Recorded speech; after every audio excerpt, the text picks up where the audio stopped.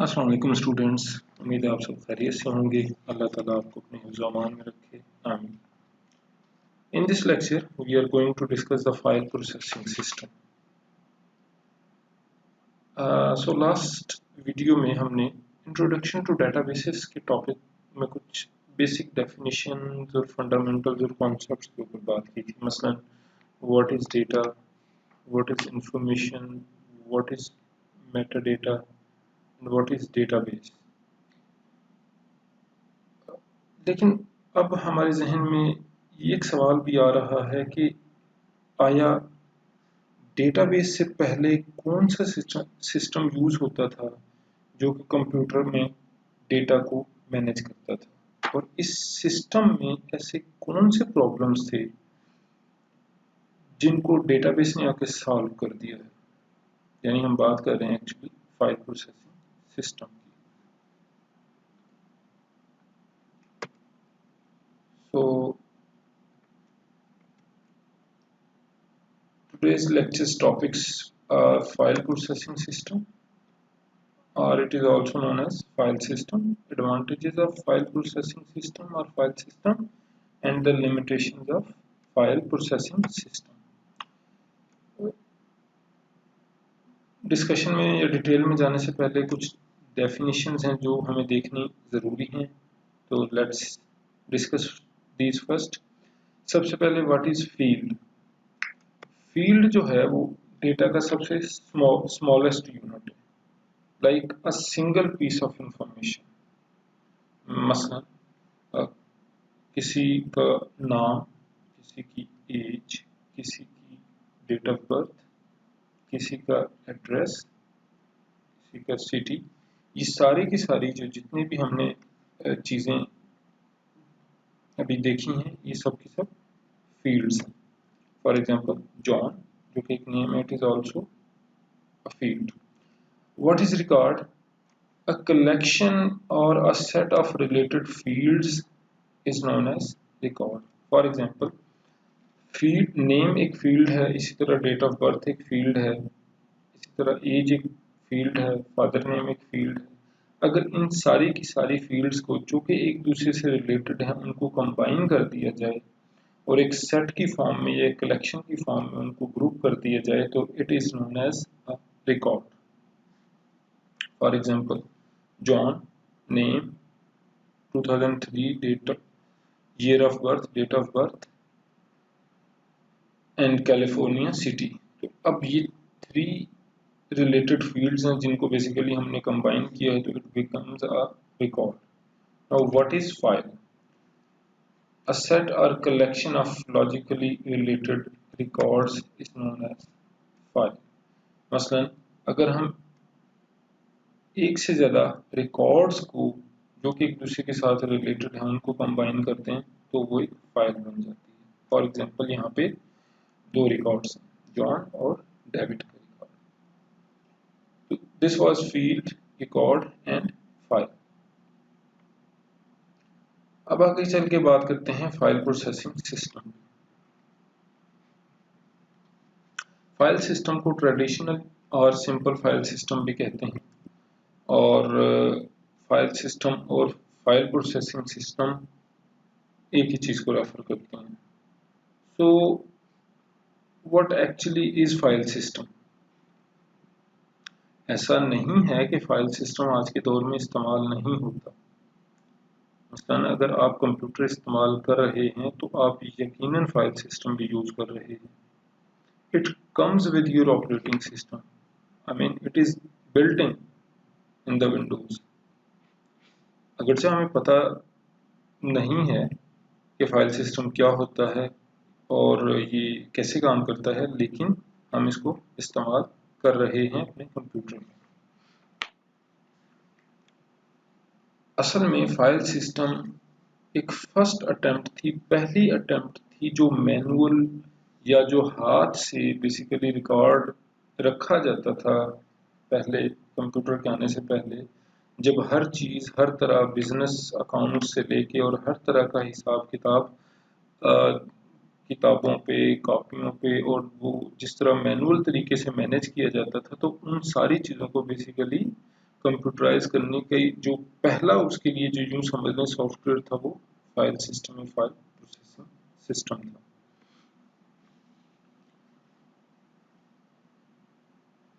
तो actually file processing system basically business data को या होम यूजर्स के डाटा को इलेक्ट्रॉनिकली सेव करता है डिस्क के ऊपर या टेप के ऊपर, और ये एक्चुअली एक कलेक्शन ऑफ फाइल्स और प्रोग्राम्स होता है जो कि उन फाइल्स के ऊपर जितने भी ऑपरेशंस होते हैं उनको कंट्रोल करता है।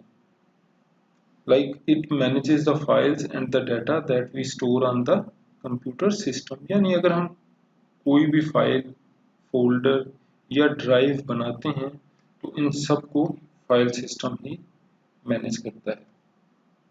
और फाइल सिस्टम को कौन मैनेज करता है? इसको ऑपरेटिंग सिस्टम मैनेज करता है। फाइल्स की काफ़ी टाइप्स हैं, टेक्स्ट फाइल्स हैं, मास्टर फाइल्स हैं, प्रोग्राम फाइल्स हैं, एक्सीज हैं, इस तरह से ये सारी की सारी फाइल सिस्टम मैनेज करता है। और इन सारी की सारी चीज़ों को बेसिकली हम ग्रुप्स की फॉर्म में फोल्डर्स और डायरेक्टरी में ऑर्गेनाइज करके रखते हैं। तो सवाल ये है कि अगर फाइल सिस्टम बिल्कुल ठीक काम करता है तो फिर डेटाबेस को हम यूज़ क्यों करते हैं, ये डेटाबेस का कोर्स हम क्यों पढ़ रहे हैं? तो इस क्वेश्चन के आंसर पे जाने से पहले हम फाइल प्रोसेसिंग सिस्टम की कुछ एडवांटेजेस देख लेते हैं, then we will go to the limitations और the problems of the file processing system. तो सबसे पहली एडवांटेज तो ये है कि आपके पास ये विंडोज के साथ ही, ऑपरेटिंग सिस्टम के साथ ही आ जाता है, तो ऑलमोस्ट एक्सपेंसिव नहीं है, कुछ भी नहीं है, आपको इसके लिए अलग से कोई पेमेंट नहीं करनी पड़ती, तो काइंड ऑफ फ्री है आपके लिए, ये बिल्ट इन है विंडो के अंदर। और दूसरा ये है कि जिस तरह किसी भी तरह के सॉफ्टवेयर को इस्तेमाल करने के लिए, ख़ासतौर पर बिजनेस एप्लीकेशंस के लिए आपको कुछ सॉफ्टवेयर परचेज करने पड़ते हैं, फिर उनके लिए स्टाफ की ट्रेनिंग करनी पड़ती है, तो इस तरह का कोई भी आपको एक्सपेंस जो है वो फाइल सिस्टम के लिए नहीं करना पड़ता, क्योंकि जिसको भी थोड़ा सा कंप्यूटर यूज़ करना आता है उसको फाइल्स को यूज़ भी करना आता है। और सबसे बड़ी बात यह है कि अगर आपके पास डेटा ज़्यादा नहीं है और इसी तरह आप बहुत लिमिटेड नंबर ऑफ फाइल्स के अंदर अपना डेटा को मैनेज कर रहे हैं और डेटा का वॉल्यूम भी इतना ज़्यादा नहीं है, तो फिर आपके लिए file system is okay, you can carry on with the file system. हाँ, अगर आपके पास डेटा बढ़ जाएगा, ह्यूज हो जाएगा, या फिर नंबर ऑफ फाइल्स काफ़ी बढ़ जाती हैं, तो then it will become very difficult to manage all this. तो अगर डेटा आपके पास बहुत ज़्यादा नहीं है, बहुत लिमिटेड सा डेटा है, लिमिटेड सी फाइल्स हैं, यानी आप कुछ बहुत छोटा बिजनेस है या घर में सिंपल आपका बेसिक लेवल का यूज़ है, तो file system is good for you. अब चलते हैं उन केसेस की तरफ जहाँ पे फाइल सिस्टम ठीक से परफॉर्म नहीं कर पाता या उसकी कोई ना कोई लिमिटेशन आ जाती है। तो सबसे पहले हम लिमिटेशंस को देखते हैं कि वो प्रॉब्लम्स या वो लिमिटेशंस क्या आती हैं इसके अंदर, जिसकी वजह से ये लैग कर जाता है, पीछे रह जाता है डेटाबेस से। तो सबसे पहले है data redundancy. Data redundancy actually data की डुप्लीकेशन का दूसरा नाम है, in very simple words. For example, अगर हमारे पास डेटा है एम्प्लॉयज का और हमने उसको फाइल्स के अंदर स्टोर किया हुआ है, तो फॉर एग्जांपल हमने एक एम्प्लॉयज की प्रोफाइल सेव की हुई है, उसका नाम एक हमने पर्सनल फाइल रखा हुआ है, और इसी तरह उनकी जो सैलरी वगैरह और पेमेंट्स का जो हिसाब है, जो डेटा है, वो हमने पेरोल फाइल में रखा हुआ है। तो अब हमारे पास we have two files, personal file and the payroll file. The personal and the profile data is in payroll file, and the payment related data is in the payroll file. So अब दोनों files के अंदर employ का name, employ का ID और कुछ columns ऐसे होंगे जो कि दोनों फाइल्स के अंदर डुप्लीकेट हो रहे होंगे।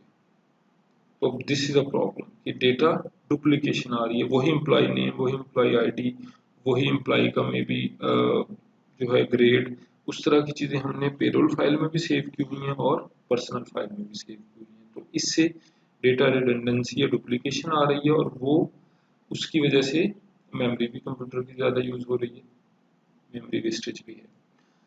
अब नेक्स्ट प्रॉब्लम जो आता है, डेटा रिडंडेंसी बजाते खुद इतना बड़ा प्रॉब्लम नहीं है, लेकिन इसकी वजह से, डाटा डुप्लीकेशन की वजह से काफ़ी बड़े और सीरियस प्रॉब्लम्स आते हैं, जिनमें सबसे पहले है डेटा इनकंसिस्टेंसी। जिस तरह के हमने अभी इसी एग्जांपल में देखा कि हमारे पास डेटा दो डिफरेंट फाइल्स में था, ओके। तो अगर अब डेटा इस तरह के सिनेरियो में जहाँ पे डेटा डुप्लीकेटेड है फाइल्स में, तो वहां पे अगर डेटा के ऊपर कोई अपडेट का ऑपरेशन आता है, तो अगर तो या तो वो फिर हर जगह पे, हर जहां जहां डुप्लीकेशन है वहां पे वो अपडेट का ऑपरेशन ठीक से परफॉर्म हो, फिर तो ठीक है। अदरवाइज मोस्टली क्या होता है, जब डेटा का वॉल्यूम बहुत बढ़ जाता है तो वो फिर हर जगह पे उसका ट्रैक रखना डिफिकल्ट हो जाता है। तो फिर अगर एक जगह डेटा अपडेट हो जाए और दूसरी जगह अपडेट ना हो, तो data becomes inconsistent. For example employee का एड्रेस है, अब वो हमने एम्प्लॉय की पर्सनल फाइल में तो अपडेट कर दिया, लेकिन वो पेरोल फाइल के अंदर अपडेट नहीं किया। Now there will be a huge question mark कि आफ्टर लाइक 1 मंथ हम इस बात को जज नहीं कर पाएंगे कि पर्सनल फाइल के अंदर जो एड्रेस है वो ठीक है या फिर पेरोल फाइल वाला एड्रेस ठीक है। तो इट मीन्स कि data has become inconsistent. Similarly एक डेटा आइसोलेशन का प्रॉब्लम आता है हमारे पास, लाइक डेटा शेयरिंग इसके अंदर हमारे पास बहुत लिमिटेड हो जाती है। किस हवाले से लिमिटेड हो जाती है? मसलन अगर किसी भी तरह से हमें किसी भी केस में अगर डेटा को हमें कंबाइन करना पड़ जाए, तो चूंकि डेटा मुख्तलिफ फाइल्स के अंदर होता है, हर फाइल्स के बेसिकली फॉर्मेट्स डिफरेंट होते हैं, पैटर्न्स डिफरेंट होते हैं, स्टोरेज स्ट्रक्चर डिफरेंट होता है, तो फिर उसको कंबाइन करना काफ़ी मुश्किल बन जाता है। मसलन फॉर एग्जांपल स्टूडेंट का डेटा है जो कि स्टूडेंट की फाइल में है, लेकिन स्टूडेंट की जो फीस का डेटा है, जो फी है, फी से रिलेटेड डेटा एक और फाइल में है जिसका नाम है स्टूडेंट फी। अब अगर हमने एक प्रोग्राम के जरिए स्टूडेंट्स को ईमेल करनी है जिसमें हमने उनको उनका फी स्टेटस या फी पेमेंट जो उन्होंने की है या जो उनकी रिमेनिंग है वो उनको बतानी है, उनको अपडेट करना है उस हवाले से, तो अब हमारे पास बड़ा प्रॉब्लम आएगा कि फाइल जो स्टूडेंट्स की फाइल है उसमें कॉलम्स का पैटर्न, कॉलम्स की जो तरतीब और फॉर्मेट डिफरेंट होगा, स्टूडेंट फी की फाइल में डिफरेंट होगा। तो अब उन दोनों को बेसिकली प्रोसेस करना पड़ेगा सिर्फ इस एक ईमेल के लिए। तो किसी हद तक इससे डेटा आइसोलेशन आ जाती है। अब next is data integrity. Integrity means accuracy and the reliability, कि डेटा का करेक्ट होना और उसके में कंसिस्टेंसी होना, डुप्लीकेशन ना होना उसके अंदर। तो डेटा इंटेग्रिटी बहुत जरूरी है। अब डेटा के करेक्ट होने के लिए जरूरी है कि डेटा के ऊपर कुछ ना कुछ ऐसे रूल्स हों, कुछ ना कुछ ऐसे कंस्ट्रेंट्स हो जो कि फॉलो हो। मसलन फॉर एग्जांपल अगर हम किसी एम्प्लॉयज का डाटा सेव कर रहे हैं तो हमें पता है कि एम्प्लॉय का जो नेम होगा उसमें कभी भी स्पेशल कैरेक्टर्स नहीं आ सकते, उसके नेम में न्यूमेरिक डाटा नहीं आ सकता, 1 2 3 नंबर्स नहीं आ सकते। तो अगर समहाउ बाय मिस्टेक ऐसा होने भी लगे तो हमारे उस सॉफ्टवेयर को या हमारे फाइल सिस्टम को बेसिकली हमें स्टॉप करना चाहिए और हमें इस तरह का डाटा एंटर नहीं करने देना चाहिए। लेकिन अनफॉर्चुनेटली फाइल सिस्टम के अंदर ऐसी इस तरह के रूल्स वगैरह अप्लाई करने की कोई भी सपोर्ट नहीं है किसी भी तरह की। अच्छा, next is program data dependence. ये दो लफ्ज हैं, प्रोग्राम एंड डेटा डिपेंडेंस, के प्रोग्राम और डेटा का एक दूसरे पे मुनहसर होना या इन्हिसार करना। What does it mean? Actually जितनी भी फाइल्स के अंदर जो डेटा सेव होता है उनको कोई ना कोई सॉफ्टवेयर होते हैं जो कि प्रोसेस कर रहे होते हैं। जितने भी बिजनेस ऑर्गेनाइजेशंस होती हैं, जो इंटरप्राइज लेवल के जो सॉफ्टवेयर होते हैं, अगर उनका डेटा फाइल्स में स्टोर किया जाए तो बेसिकली वो प्रोग्राम्स जो बेसिकली जो सॉफ्टवेयर लिखे जाते हैं वो फाइल्स या उस डेटा का फॉर्मेट देख के लिखे जाते हैं कि डेटा किस तरतीब में और किस ऑर्डर में है, तो उसी हवाले से जो एप्लीकेशन सॉफ्टवेयर है वो उसको उसी हवाले से रीड करता है और उसी हवाले से या उसी तरतीब के साथ प्रोसेस करता है। अब अगर किसी भी वजह से हम फाइल्स के अंदर डेटा का फॉर्मेट या स्ट्रक्चर चेंज कर दें, फॉर एग्जांपल पहला कॉलम नेम है और दूसरा कॉलम यूज ईमेल एड्रेस है, तो किसी वजह से अगर हमने पहला कॉलम हमें ईमेल एड्रेस करना पड़ गया और दूसरा कॉलम नेम बनाना पड़ गया करना पड़ गया, तो उसके लिए अब इस छोटी सी चेंज के लिए हमें पूरे के पूरे सॉफ्टवेयर में पूरे के दोबारा से फिर चेंज करना पड़ेगा। तो इट मीन्स छोटी सी भी डेटा के अंदर चेंज आएगी तो वो बेसिकली एप्लीकेशन प्रोग्राम्स के अंदर उसको हमें रीप्रोग्राम करना पड़ेगा, जो कि एक्चुअली मेंटेनेंस के हवाले से, सॉफ्टवेयर मेंटेनेंस के हवाले से एक बहुत बड़ा नाइटमेयर होता है। क्योंकि जब आप बड़े सॉफ्टवेयर की मेंटेनेंस करने जाते हैं तो उसमें फिर और तरह के प्रॉब्लम्स भी आने के चांसेस होते हैं। So program data dependence is a huge limitation of the file processing system. The next is atomicity problems. Atomicity means like एक सिनेरियो है कि some operations, कुछ इस तरह के ऑपरेशंस होते हैं जिनमें बेसिकली जो ऑपरेशन होता है वो एक से ज़्यादा स्टेप्स के ऊपर मुश्तमिल होता है और हमें करना क्या पड़ता है कि या तो सारे के सारे स्टेप्स एग्जीक्यूट हों या फिर उनमें से कोई भी स्टेप एग्जीक्यूट ना हो। तो इस कॉन्सेप्ट को कहते हैं transaction, like collection of all the steps to required to complete a process is called a transaction. अब ट्रांजैक्शन का एटॉमिक होना बहुत ज़रूरी होता है, लाइक कि या तो वो सारे के सारे स्टेप्स एग्जीक्यूट होंगे या फिर उनमें से एक भी एग्जीक्यूट नहीं होगा। ऐसा नहीं होगा कि हाफ वे या पार्शल या कुछ स्टेप्स एग्जीक्यूट हो गए हैं और कुछ नहीं हुए। अगर इस तरह होगा तो डेटा इनकंसिस्टेंट हो जाएगा। फॉर एग्जांपल अगर हम रियल लाइफ एग्जांपल लें तो अगर आप अपने बैंक अकाउंट से किसी को पैसे ट्रांसफर करते हैं तो ये एक टू वे प्रोसेस होता है कि आपके अकाउंट से पैसे कटेंगे और सेकंड स्टेप में वो पैसे ट्रांसफर हो जाएंगे नेक्स्ट अकाउंट में, क्योंकि फर्स्ट स्टेप में वो आपके अकाउंट से डिडक्ट होंगे। ऐसा नहीं हो सकता कि आपके अकाउंट में पैसे ही ना और आप ट्रांसफर करें तो पहले उस दूसरे अकाउंट में जाके पैसे जमा हो जाएं और बाद में आपके अकाउंट में जब कटने लगे तो पता लगे कि जी पैसे ही नहीं। ऐसा नहीं हो सकता। So the first leg is कि your account has to be deducted and the second step is the next account will be credited. अब इसमें अगर this is a transaction, this is two step process, तो या तो दोनों step हों या फिर एक भी ना हो। अब अगर इस तरह हो जाए कि आपके अकाउंट से पैसे कट जाएं और अगले पार्टी को ट्रांसफर ही ना हो तो क्या होगा? It will be a huge mess. बहुत बड़ा प्रॉब्लम आ जाएगा कि आपको लगेगा कि आपकी तरफ से पैसे ट्रांसफर हो गए हैं जबकि उनके पास पैसे पहुंचेंगे ही नहीं। तो या तो पैसे कटने ही नहीं चाहिए या फिर कटें तो ट्रांसफर होने चाहिए। तो इसी कॉन्सेप्ट को कहते हैं ट्रांजैक्शन। और ट्रांजैक्शन का एटॉमिक होना जरूरी है, यानी या दोनों स्टेप्स होंगे या सब स्टेप्स होंगे या फिर कोई भी स्टेप नहीं होगा। तो अनफॉर्चुनेटली फाइल सिस्टम के अंदर हमारे पास एटॉमिसिटी को इंश्योर करने के हवाले से कोई इस तरह से हमारे पास फैसिलिटीज नहीं है।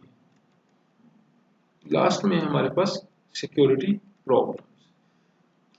जो भी बिजनेस एप्लीकेशंस होती हैं उनमें बेसिकली जो डेटा होता है उसको मुख्तलिफ लेवल्स पे यूज़ किया जा रहा होता है। मसलन एक बड़े इदारे में जो कंपनी का सीईओ है उसको कंपनी का डेटा किसी और एंगल से नज़र आ रहा होगा, लेकिन जो मैनेजर है उससे नीचे उसको शायद कुछ कम चीज़ें नज़र आएंगी, उससे भी नीचे जो एम्प्लॉयज़ हैं उनको मे बी डिफरेंट चीज़ें नज़र आएँ या उससे भी कम डेटा नज़र आए। तो बेसिकली डेटा के मल्टीपल व्यूज होते हैं लेवल वाइज। तो अब ऐसा नहीं होना चाहिए कि जो डेटा सीईओ को नजर आ रहा है वही कंपनी के एक इंटर्नी को भी नजर आना शुरू हो जाए। तो फाइल सिस्टम के अंदर बेसिकली हमारे पास इस तरह से कोई स्पेशल या कोई ह्यूज किस्म की या रिच फंक्शनैलिटी नहीं है जो कि बेसिकली हमें इस तरह की सपोर्ट प्रोवाइड करे डेटा की सिक्योरिटी या उसके व्यू के हवाले से। सो इस तरह की कंस्ट्रेंट्स को, जो चाहे वो सिक्योरिटी के हैं, एटॉमिसिटी के हैं, या बाकी प्रोग्राम डाटा इंटेग्रिटी के हैं, उनको इन्फोर्स करना काफ़ी मुश्किल है फाइल सिस्टम में। तो ये थे बेसिकली वो 7 or 8, these are 7 or 8 main factors that play the huge role where the database comes in and proves his worth. So I hope कि आपको ये लेक्चर समझ आया होगा। इंशाल्लाह नेक्स्ट टाइम नेक्स्ट टॉपिक के साथ आपसे फिर इंशाल्लाह बजरिया वीडियो इंशाल्लाह आपके साथ फिर इंटरेक्शन होगा। अगर आपको हमारी वीडियो पसंद आई है तो काइंडली हमारे चैनल को सब्सक्राइब करें और हमारी इस एफर्ट को अप्रिशिएट करें। Thank you very much.